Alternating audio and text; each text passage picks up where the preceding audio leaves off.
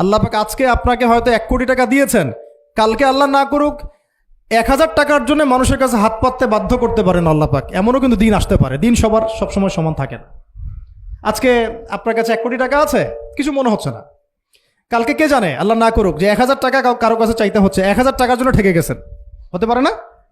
তো রিজিককে মানুষ তাজিম না করলে রিজিক দূরে চলে যায়। দুটো বিষয় খেয়াল রাখবেন, দুটো বিষয়। এক হচ্ছে মাঝে মাঝে মনের মধ্যে কিছু আমল করার ইচ্ছা আসে না? মনে হলো যে আচ্ছা একটু 10টা আয়াত পড়ি, মনে আসে না মাঝে মাঝে? এমন মনে হয় না? ওই সময় এই যে মনের মধ্যে যে এই ইরাদাটা জাগ্রত হওয়া, এটাকে আমরা বলি ওয়ারিদ। অন্য ভাষায় আপনি বলতে পারেন মেহমান। কি বলতে পারেন? এটা আল্লাহর পক্ষ থেকে আপনার কলবের মধ্যে মেহমান হিসেবে এসেছে। এখন আপনি যদি আমলটা করেন, সেই মেহমান বারবার আপনার কলবে আসবে। যদি আপনি ওই সময় আমলটা না করেন, মেহমান চলে যাবে, মেহমান অসম্মানিত হলে পরে আর আসবে না। একইভাবে রিজিক আল্লাহ পাক দিয়েছেন, এর তাজিম যদি করতে পারেন রিজিক বেশি আসবে। রিজিকের তাজিম সম্মান করতে না পারলে রিজিক আসবে না, বেশি কমে যাবে। উসমান রাদিয়াল্লাহু আনহু সবচেয়ে ধনী ছিলেন না? কেন জানেন? কেন? এটা কি জানেন কেন ধনী ছিলেন? একে তো তিনি প্রচুর দান সদকা করতেন, এটা তো আপনারা জানেনই।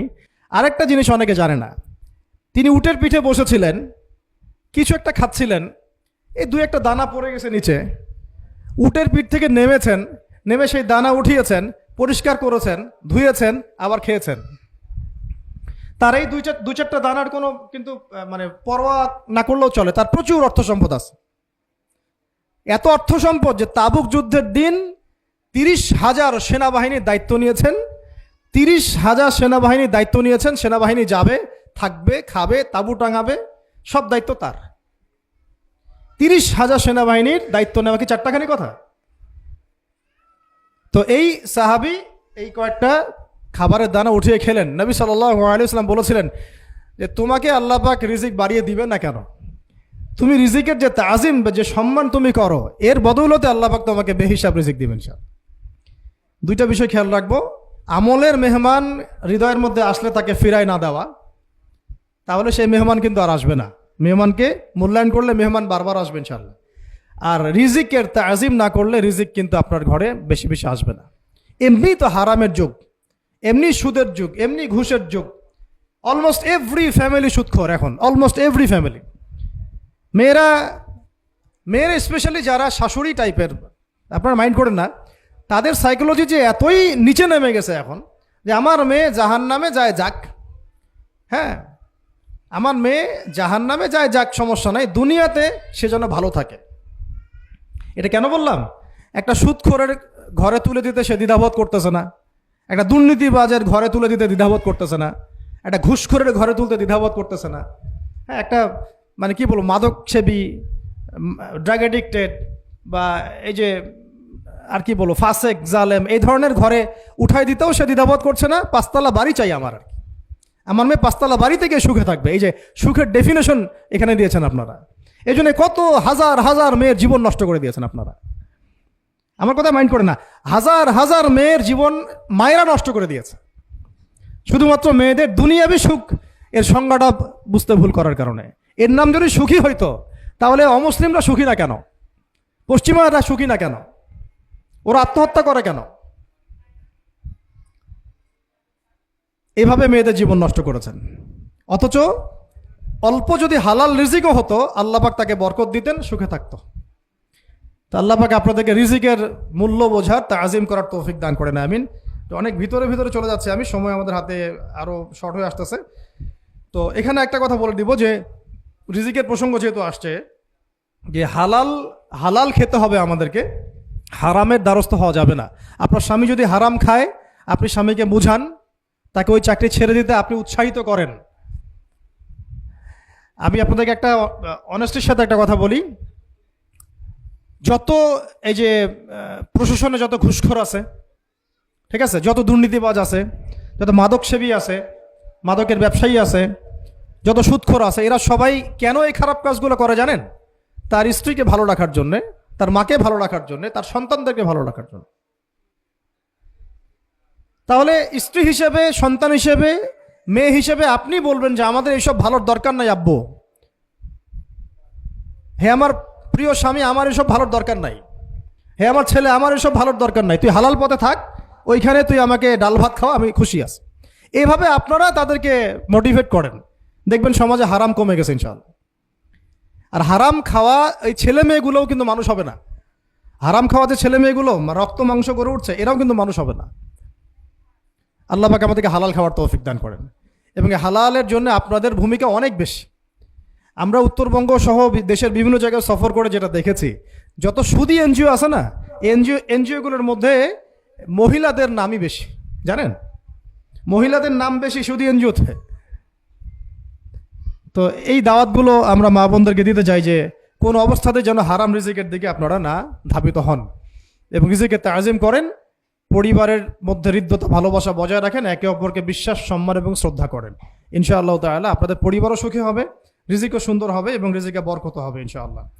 এরপরে আমি আর দু একটা পয়েন্ট নোট করেছি, বলে শেষ করে দিচ্ছি যে এটা স্পেশালি আমি আমাদের ওইসব দিনই বোনদেরকে বলতে চাচ্ছি যে বোনেরা এখনো বিয়ে শাদী করেন নাই। সেটা হচ্ছে যে বিয়ে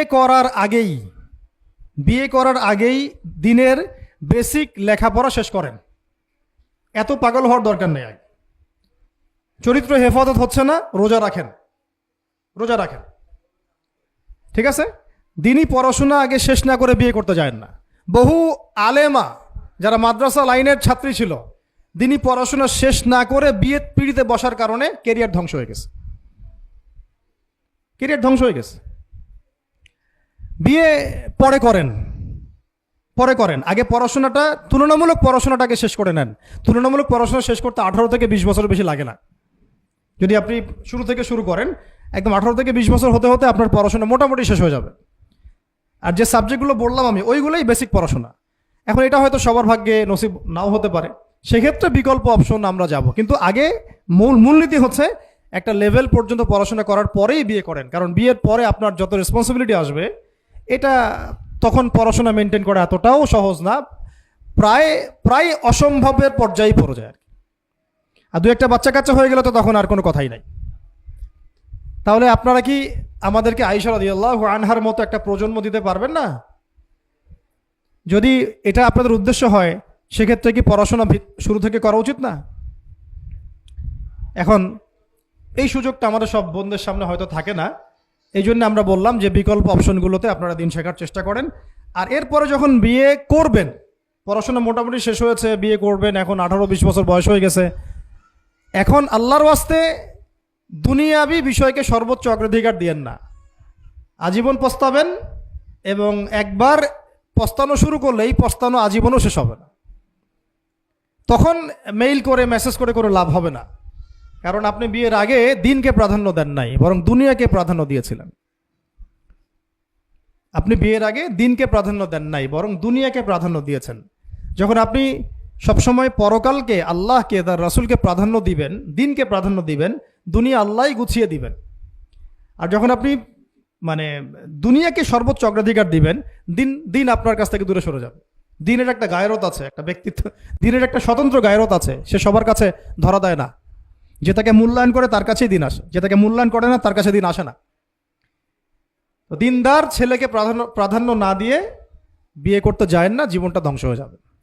হ্যাঁ, আমি বলছি না দিনদার ছেলে মাদ্রাসাতেই থাকে না, ইঞ্জিনিয়ার লাইনেও থাকতে পারে, ডক্টরও হতে পারে, ইঞ্জিনিয়ারও হতে পারে, কিন্তু এটা বাহ্যিকভাবে এটাকে জাস্টিফাই করাটাও ডিফিকাল্ট। কিছু কিছু ক্রাইটেরিয়া দেখে আপনি একটু আন্দাজ করতে পারেন, পুরোপুরি হয়তো কখনোই বুঝতে পারবেন না। সেটা হচ্ছে দিনের প্রতি তার ফিকির কেমন, দিন নিয়ে তার কাজ কেমন, তার লাইফস্টাইল কেমন, তার পরিবার কেমন, কোন পরিবেশে সে বড় হয়ে উঠেছে, তার একাডেমিক্যাল সার্টিফিকেট কেমন, তারপরে তার দাওয়াতের মেহনতে অ্যাক্টিভিটিস আছে কিনা, বা ব্যবসা হালাল কিনা, বা চাকরিটা হালাল কিনা, নামাজ ঠিক আছে কিনা, তার মধ্যে সুন্নাহ আছে কিনা, এগুলো কিছু কিছু বাহ্যিক সাইন যেগুলো দেখে আমরা একটা আইডিয়া নিতে পারি। তারপরে বলবো যে এখানে 100% আপনি এনশিওর হতে পারবেন না, ওইটা আল্লাহ পাকের হাতে। তো ওইটাও যদি এনশিওর করতে চান তাহলে কি করতে হবে? তাহলে নিজেকে দিনদার হতে হবে। আমি নিজে যদি ভালো দিনদার হই তাহলে ইনশাআল্লাহ আল্লাহ পাক আমাকে দিনদার স্ত্রী দিবেন। নিজে দিনদার না, তাহলে কি রেডিমেড দিনদার ছেলে আসবে? কখনই আসবে না। দোয়া করতে হবে, রব্বানা হাব লানা মিন আজওয়াজিনা ওয়া যুররিয়াতিনা কুররাতা আয়ুন ওয়াজআলনা লিল মুত্তাকিনা ইমামা। দোয়া করতে হবে যে রব্বি হাবলি মিনাস সালিহিন, রব্বি হাবলি মিন লাদুনকা যুররিয়াতান তাইয়্যিবা ইন্নাকা সামিউদ দুআ। এই বিষয়গুলো দিকে খেয়াল রাখবেন। আর শরীয়তের মেজাজ মাথায় রাখা। শরীয়তের মেজাজের কথাটা আজকে এই জন্য বলছি যে আমরা আমাদের দেশে যে প্রবলেমটা দেখি, ইসলামের পূর্ণাঙ্গ বিষয়গুলো মানুষ মাথায় রাখতে চায় না। ইসলামে যেমন নামাজ, রোজা, হজ, যাকাত আছে, ইসলামে কিন্তু দাওয়াত, তাবলিগ, জিহাদও আছে, তাই না? ইসলামে কিন্তু শরিয়া আইনও আছে, হুদুদ, কেসাস আছে, ইত্যাদি আছে। আমাদের সমাজে দেখেন নামাজ শব্দ পরিচিত, কিন্তু কেসাস শব্দ পরিচিত না। কেসাস মানে কয়জন জানেন যে কেসাস শব্দ অর্থ কি? অনেকেই জানে না। কিন্তু কেসাস একটা কোরআনের একটা ফান্ডামেন্টাল বিধান, যে কেউ যদি আপনার চুরি করে হাত কেটে ফেলতে হয়, কেউ যদি ব্যভিচার করে বেত্রাঘাত করতে হয়, বিবাহিত হলে রজম করতে হয়, কেউ যদি মুরতাদ হয় তারও মৃত্যুদণ্ড শাস্তি আছে, কেউ শাতেমে রাসূলকে গালি দিয়েছে তারও মৃত্যুদণ্ড আছে। এরকম অনেক বিধান আছে, হুদুদ এবং কিসাস আছে। হত্যার বদলে হত্যা, চোখের বদলে চোখ, জানের বদলে জান। আমাদের সমাজে এগুলো পরিচিত না। নামাজ পরিচিত, কিন্তু তাসবিহ তাহলিল পরিচিত, ঠিক আছে? এরকমই সমাজেও বহু বিবাহ এটা অপরিচিত। হ্যাঁ, আপনি একটা বিয়ে করে বাইরে 4টা 5টা 6টা মেয়ের সাথে খারাপ সম্পর্ক করলে সমাজ এটাকে প্রমোট করে, এটাকে কাছে আসার গল্প নাম দেয় আর কি। কিন্তু একটা মেয়ের পুরো জীবনের রেসপন্সিবিলিটি আপনি নেবেন হালালভাবে, তখন সমাজ আপনাকে বাঁকা চোখে দেখবে এবং বিতর্কিত করবে। তো আমরা এখনও ওই ইসলামের ওই মেজাজে যাইতে পারি নাই। আমার মেয়েকে বড় করার সময় এটা তার মাথায় ছোট থেকে দেওয়া উচিত যে হ্যাঁ, ইসলামে কিন্তু বহু বিবাহের ব্যাপারও আছে, ওকে ওইভাবেই ওই মেজাজেই বড় করা উচিত। এখানে আরেকটা প্রশ্ন আসতে পারে যে এটা তো ঐচ্ছিক। অবশ্যই ঐচ্ছিক, কেউ চাইলে করতে পারে, কেউ চাইলে নাও করতে পারে, সবার উপর এটা ফরজ না, কখনোই না। এবং এটাকে আমরা বড় বড় স্কেলে এটাই সুন্নত এটাও বলতে পারবো না। ওইটা একটা নির্দিষ্ট প্রেক্ষাপটে অ্যাপ্লাই করার বিষয় ছিল। যেমন উহুদের যুদ্ধ হয়ে গেছে, অনেক মেয়ে এতিম হয়ে গেছে, এখন এই মেয়েগুলোর দায়িত্ব কে নিবে? বহু বিবাহের ব্যাপারটাতে আসলো তখন সূরা নিসার আয়াত যে তোমরা এখন পছন্দ হলে মাসনা সুলাসা রুবা করতে পারো। এটা কাউকে ফরজ করা হয় নাই, কারো উপরে ফরজ করা হয় নাই। যার সামর্থ্য আছে তোমরা করতে পারো, খালাস। ওই মেয়েগুলোর দায়িত্ব নিয়ে নেওয়া হলো রাষ্ট্রীয়ভাবে, এবং তারা সম্ভ্রম পেল, সম্মান পেল, গার্ডিয়ানশিপ পেল, তাদের সমস্ত অধিকার ফিরে পেল। এটা ইসলামের একটা বিধান আছে। একেবারে এটাকে বাদ দিয়ে এটাকে অস্বীকার করা, কুফরি করলে কিন্তু কোরআনের সাথে আপনার কুফরি হয়ে যাবে। আপনার নিজস্ব রুচিবোধ থাকতে পারে যে আমি এটাকে পছন্দ করি না, সেটা আপনার ডিসিশন, এটা কোনো সমস্যার কিছু নাই। এমনকি ইসলাম আপনাদেরকে বলেছে যে মেয়ের অনুমতি ছাড়া তাকে বিয়েও দেওয়া যাবে না। সবার নিজস্ব জায়গা থাকতে পারে, কিন্তু ইসলামের প্রত্যেকটা বিধানকে মাথায় রাখা যে এটা ইসলামের একটা অংশ। না হলে আমরা অনেক সামাজিক সমস্যার সমাধান দিতে পারবো না। বাংলাদেশে এখন 6 লক্ষ মেয়ে আছে যারা এতিম, অবিবাহিতা, বিধবা, আরও বেশি। আমরা রাষ্ট্রীয়ভাবে তাদের কোনো ব্যবস্থা করতে পারবো না, সম্ভব না। তো এইখানে মেয়েদেরকে, যেহেতু মেয়েদের মধ্যে আমি কথাগুলো বলছি, এই জন্য আমি এই কথাটা টাচ করলাম যে ইসলামের পূর্ণাঙ্গ বিষয়গুলো আমাদের মাথার মধ্যে রাখা, যে আমাদের যেন এমন কোনো বিষয়কে অস্বীকার করে না বসে যেটা আবার আমাকে ইমান থেকে বের করে দিবে। আমার নিজের আমল না হতে পারে, আমি নিজে সেটা পছন্দ না করতে পারি, বা আমার মতামত থাকতে পারে, সেটা আলাদা ইস্যুস। কিন্তু ইসলামের বিধানগুলোকে আমরা কোনোভাবে যেন ডিনাই করতে না যাই, এটা আমাদের মাথায় রাখতে হবে। আর এটা সমাজের কল্যাণের জন্যই আল্লাহ রাব্বুল আলামিনের পক্ষ থেকে একটা এখতিয়ার দেওয়া হয়েছে। আর 2টা বিষয় বলে শেষ করে দিচ্ছি, সেটা হচ্ছে ওই যে ইলমের কথা বলেছিলাম শুরুতে, এর সাথে আমি আমার ব্যক্তিগত জীবন থেকে বলছি আর 3টা জিনিস ইলমের সাথে খুব বেশি কানেক্টেড, এটা মাথায় রাখবেন। একটা হচ্ছে আদব। একটা কি? আদব। আদব রক্ষা করতে না পারলে ইলম অর্জন করতে পারবেন না। তাই আদব রক্ষা করার জন্য আমাদেরকে ওই জেনারেল লাইনে পড়াশোনার মেজাজটা ত্যাগ করে আসতে হবে। আমরা ওইখানে যে মেজাজে পড়াশোনা করি, ওই মেজাজটা আমাদেরকে একটু কর্পোরেট হতে শেখায়। মানে আমি বেতন দিয়েছি 500 টাকা, আমি 500 টাকার ক্লাস পাইলাম না কেন, তাই না? মেজাজটা এরকম আর কি। অথচ এখানে ওস্তাদের দোয়া নেওয়ার জন্য আমাদেরকে সিরিয়ালে দাঁড়িয়ে থাকতে হবে। এটা হচ্ছে এই প্ল্যাটফর্ম, এটা হচ্ছে ওই অন্য জায়গা। এখানে একজন নবী হয়েও মুসা আলাইহিস সালাম যুগের পর যুগ হাঁটছেন এমন একজন ব্যক্তির সাক্ষাতের জন্য যিনি তার চেয়ে বেশি জ্ঞানী। তার নাম খিদর আলাইহিস সালাম, যিনি তাকে সাথে নিতে চাচ্ছেন না। তিনি বলছেন যে ইন্নাকা লান তাস্তাতিআ মাইয়া সাবরা, তুমি তো আমার সাথে ধৈর্য ধরতে পারবে না। কিন্তু মুসা আলাইহিস সালাম তারপরও চললেন, বারবার প্রশ্ন করলেন, কিন্তু শেষ পর্যন্ত সম্পর্ক কিন্তু নচ্ছেদ হয়ে গেল। মনে আছে কি? হাদিস সূরা কাহফের কথা বলছে।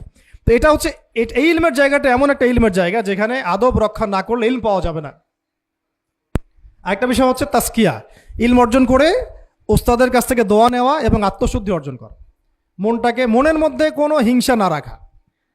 আমাদের সবার এখন মনের মধ্যে যে হিংসা দিয়ে ভর্তি, হিংসাগুলোকে ছেড়ে দেন, মন বড় করে ফেলেন, আল্লাহর জন্য ছেড়ে দেন, হিংসা ত্যাগ করেন, গীবত করা বন্ধ করে দেন, অপবাদ দেয়া তো একেবারেই নিষেধ, পরশ্রী কাতরতা ছেড়ে দেন, মনটাকে একদম খালেস করে রাখেন।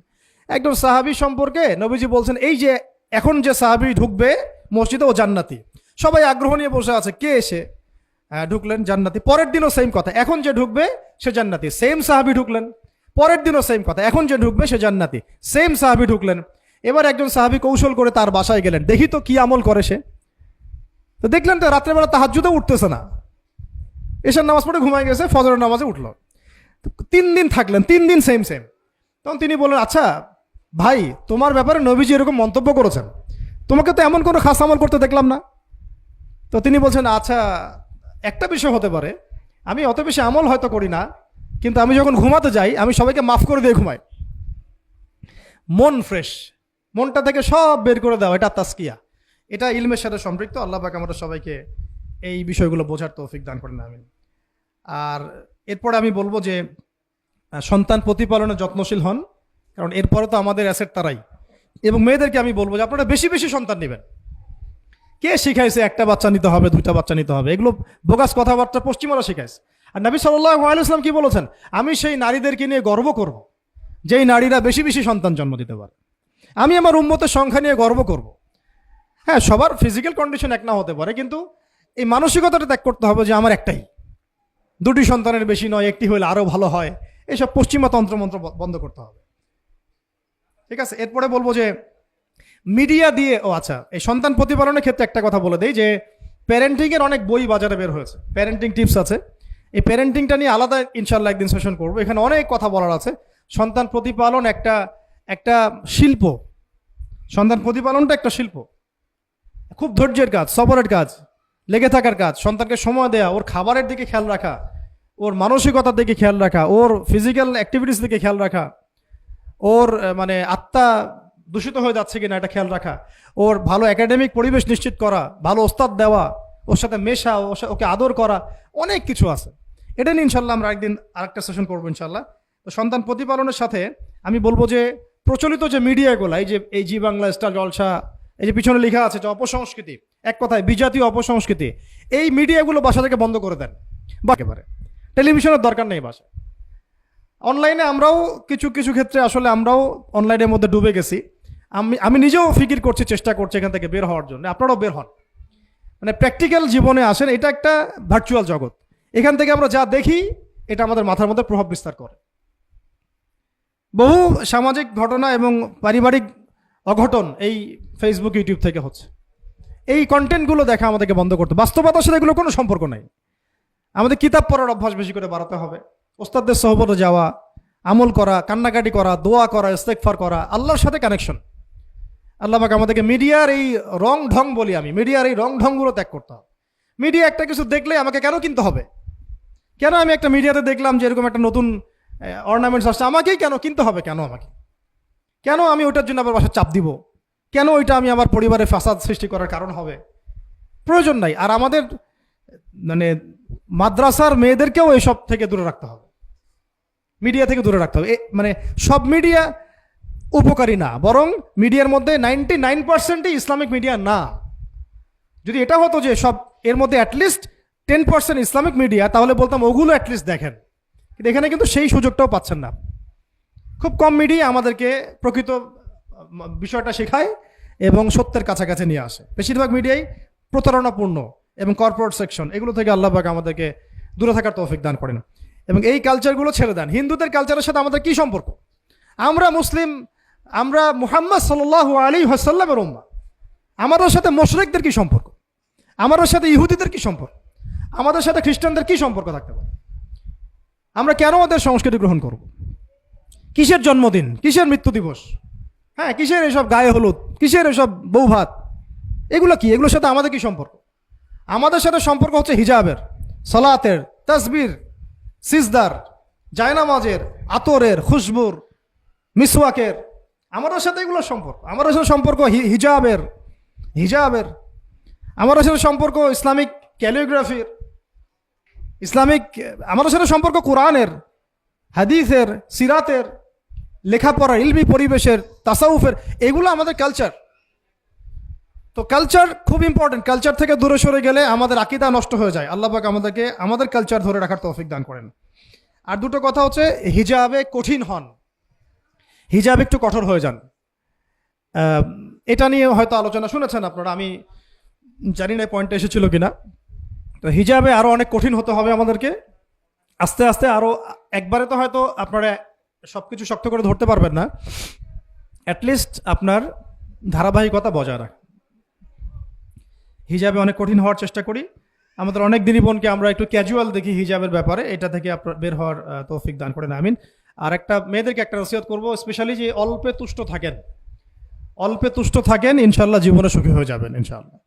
আর শেষ কথা হচ্ছে, আলেমা হওয়ার চেষ্টা করেন, আলেমা হওয়ার চেষ্টা করেন, দায়ী হওয়ার চেষ্টা করেন, এবং মেয়েদের মধ্যে ব্যাপক দাওয়াতি কাজ করার চেষ্টা করেন। এইটা জীবনের লক্ষ্য উদ্দেশ্য বানায় নেন ইনশাল্লাহ। আপনার জীবনের লক্ষ্য যদি এমনই হয়, দেখবেন এমনই জীবন সঙ্গিনী আপনি পেয়েছেন যার জীবনের লক্ষ্যও সেম, তখন দুজনে মিলে আপনি কাজ করতে পারবেন ইনশাল্লাহ। আমাদের এখন প্রচুর আলেমা দরকার, আমাদের প্রচুর দায়ী বোন দরকার, আমাদের মুআল্লিমা শিক্ষিকা বোন দরকার, ঠিক আছে? আমাদের প্রত্যেকটা ডিপার্টমেন্টে এরকম যোগ্যতা সম্পন্ন দিনী বোনদেরকে দরকার। তো এইটা তো আর একা আমাদের পক্ষে গড়ে তোলা সম্ভব না। তাই সবাই আমরা যদি হাত লাগাই এবং আমাদের উম্মাকে নিয়ে ফিকির করি, ইনশাআল্লাহ তাআলা আজকে যে বিষয়গুলো আলোচিত হলো, এগুলো ইনশাআল্লাহ শুধু তাত্ত্বিক কথাবার্তায় সীমাবদ্ধ থাকবে না, ইনশাআল্লাহ বাস্তবেও রূপ লাভ করবে ইনশাআল্লাহ।